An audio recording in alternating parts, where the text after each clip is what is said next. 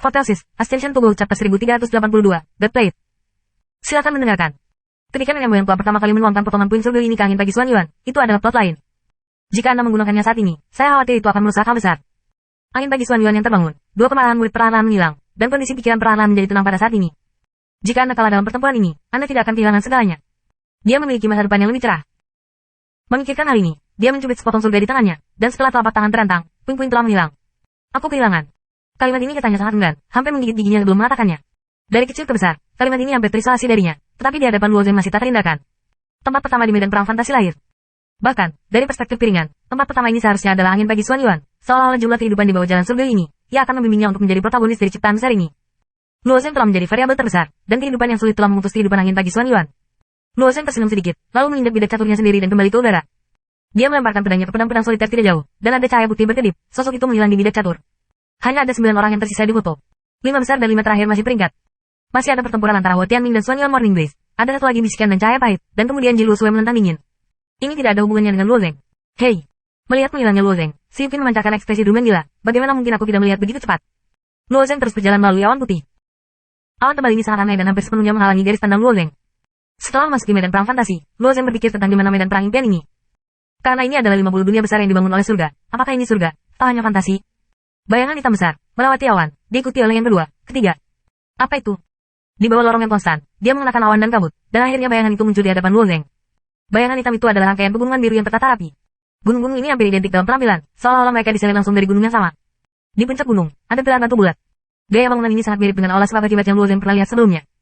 Kamu bisa mengambil piring dewa terlebih dahulu. Telinga Luo Zeng membunyikan suara gadis misterius itu. Jika wanita itu berbicara kepada semua orang, nadanya sangat dingin, seolah-olah patung itu umumnya perasaan yang sulit. Tetapi berkomunikasi dengan Luo Zeng saja sangat ceria dan santai. Piring Tuhan. Ketika Luo Zeng mendekati salah satu gunung, ia menemukan bahwa di antara pilar-pilar batu besar, ada piringan putih susu yang melambang tanpa batas. Dunia yang besar, apa persaingannya? Mata Luo Zeng berkilau tanpa henti.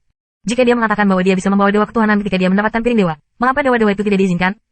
Ketika sosoknya melayang lembut, dia datang ke Dis dan melihatnya dengan hati-hati. Luo Zeng tidak bisa membantu tetapi berteriak. Penampilan suci ini terlihat seperti piring besar biasa. Saya tidak tahu jenis bahan apa yang dibuat. Sepertinya ada kekuatan yang sangat stabil. Yang paling penting adalah bekas lautan dewa Luo Zeng. Benda-benda yang membentuk gas kacau. Bentuknya hampir persis sama dengan lempeng dewa ini. Ini sangat aneh. Mungkinkah gas kacau sementara bertindak sebagai piring dewa? Atau katakan, kristal salib yang menjulang itu sebenarnya dewa? Tidak ada jawaban untuk pemikiran ini, dan suara gadis misterius yang tak tertandingi itu terdengar di telinganya. Apa yang kamu lakukan? Kamu bisa mengambil piring dewa ini. Luo Zeng mengangguk, mengulurkan tangan dan menyentuh dengan lembut. Piring dewa putih susu mulai perlahan berputar, dan saat melihat Luo Zeng semakin kecil, dan akhirnya berubah menjadi cincin seukuran ibu jari, langsung tidak memasuki danzeng dari Luo Zeng. Di bawah pandangan internal, Luo Zeng melihat bahwa lempeng dewa perlahan melayang di dunia tubuhnya. Di dunia tubuh Luo Zeng saat ini, selain satu pohon dunia itu, ada lempeng dewa lain. Dapatkan tempat pertama. Pertanyaan apa yang ingin kamu tanyakan padaku? Aku bisa membuatmu bertanya 3 kali. Gadis misterius itu bertanya sambil tersenyum. Luo Zeng berpikir sejenak, apakah ada pesan dari Luo Wei? Petik 2. Pertanyaan ini, dalam beberapa tahun terakhir, Luo Zeng belum tahu berapa kali dia bertanya, tapi dia telah mendengar telinganya. Bisakah kamu mengubah pertanyaan? Gadis misterius itu berkata lagi. Luo Zeng mengangkat bahu. Tidak mungkin, ini awalnya pertanyaannya yang paling prihatin. Ketika saya mendengar bahwa suara gadis misterius itu sedikit tidak menyenangkan, Luo Zeng hanya menambahkan satu kalimat. Siapa namamu? Atau siapa kamu? Menghadapi masalah ini, gadis misterius itu membuka beberapa jam bernafas, tampaknya ragu-ragu untuk menyebutkan namanya, dan akhirnya berkata. Namaku Jiang Yuer. Pertanyaan selanjutnya. Jiang Yuer, apakah ada berita dari Luo Wei? Luo Zeng terus bertanya. Petik 2. Lelaki ini mengatakan bahwa ceritanya jelas dan gamblang, tapi karakter yang sebenarnya kering. Ini adalah kalimat untuk bola balik. Gadis misterius itu juga agak terjerat dan diam lagi. Juga karena kesunyian Jiang Yuer, sebaliknya, mata Luo Zeng memicu harapan. Kamu tahu berita dia? Menurut perjanjian, kamu harus memberitahuku, lanjut Luo Zeng. Jiang Yuer menghela nafas lega. Sebenarnya, memberitahumu, itu bukan hal yang baik. Pada awalnya, Jiang Yuer tidak berpikir sangat sulit untuk menemukan Luo. Kemudian, saya menyadari bahwa keterlibatan Luo Xiao akan sangat besar. Orang-orang itu hanya sekelompok orang gila. Bagi Luo Zeng, ini bukan hal yang baik. Luo Zeng tentu memahami perasaan yang tersembunyi dan berkata dengan nada tegas, tapi aku harus tahu. Aku hanya bisa memberitahumu bahwa Luo Wei memang berada di wilayah kekuasaan Tuhan. Jiang Yuer akhirnya mengungkapkan berita itu. Ketika saya mendengarnya, wajah Luo Zeng menunjukkan senyum tipis. Terima kasih. Dia tidak bertemu wanita ini, dan satu-satunya pertukaran adalah untuk menceritakan beberapa kisah dengan urutan meneru. Hanya satu berita ini saja, itu tidak cukup untuk Luo Zeng. Bagaimana situasi Luo Wei saat ini? Di mana dia berada di para dewa? Tetapi untuk Luo Zeng saat ini, itu sudah cukup. Wilayah para dewa masih merupakan tempat yang jauh untuk Luo Zeng. Jika Anda ingin menyentuhnya, Anda harus melintasi langit.